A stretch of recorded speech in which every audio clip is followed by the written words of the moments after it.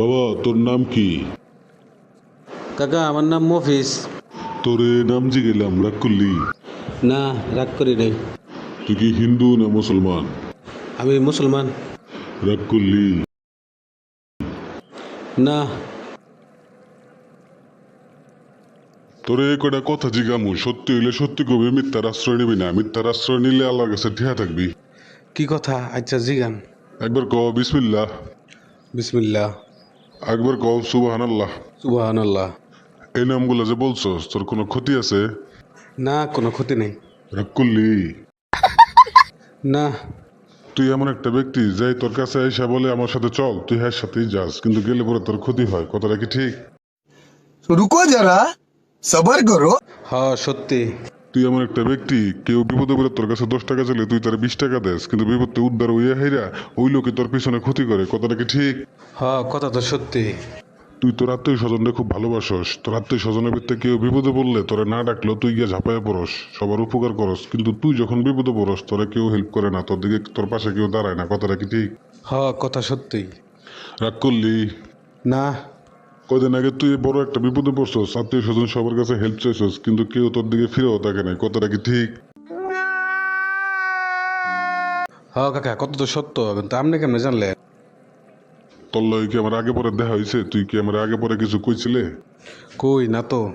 আমি তোরে কটা কথা কইয়া যাই, যদি সত্যি হয় সত্য কবি, যদি মিথ্যার আশ্রয় নেস তাহলে আল্লাহর কাছে ঠিয়া থাকবি। না কাকা, আপনার কথা সত্য। তাহলে আবার ক বিসমিল্লাহ। বিসমিল্লাহ। আবার ক সুবহানাল্লাহ। সুবহানাল্লাহ। রাগ করলি? না, রাগ করি নাই। তোর সামনে বড় একটা বিপদ আছে। সমস্যা নেই, আমার কাছে এই বিপদ কার্ডের না ওষুধ আছে। আমার গুরুজি তান্ত্রিক ল্যাংটা বাবা এই ওষুধটা আমাকে দিয়ে গেছে। উনি 10 বছর পুটকি উপরের দিকে দিয়ে পাহাড়ে সাধনা করছে, সাধনা করে ওষুধটা পাইছে।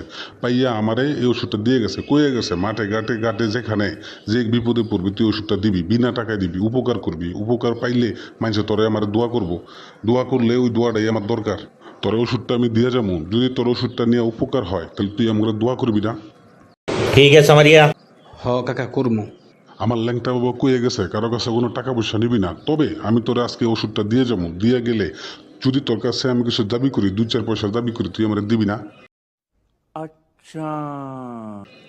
হ্যাঁ, দিমু। তাইলে তোরে আমি ওষুধটা দিয়ে যেতেছি, তুই পকেটে হাত দে, তোর হাতে যা উঠবো তুই আমার তাই দিবি। আমার কোনো দায় দাবি নেই। আমি এক ফকির, আমি আরো 10টা ফকির নিয়ে একবেলা ডাইল ভাত করে খামো। তোর কি ওই টাকার উপরে কোনো দাবি আছে? না, আমার কোনো দাবি থাকবো না। রাগ করলি?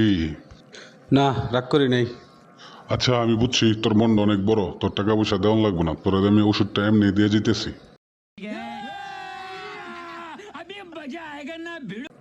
ওষুধটা নিয়ে তোর যদি কোনো উপকার হয় তাহলে তুই আমার ল্যাংটা বাবার নামে 10টা বদনা কিনা মজিয়ে দিবি। কি দিবার পারবি না? হ্যাঁ, পারুম। তাইলে ক বিসমিল্লাহ। বিসমিল্লাহ। আবার ক সুবহানাল্লাহ। সুবহানাল্লাহ।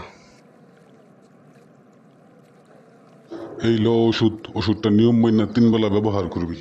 ওষুধটা লইয়া সোজা সামনের দিকে যাবি গা, পিছনের দিকে একবার তাকাবি না, তাকাইলে ওষুধ আর কাজ করবো না।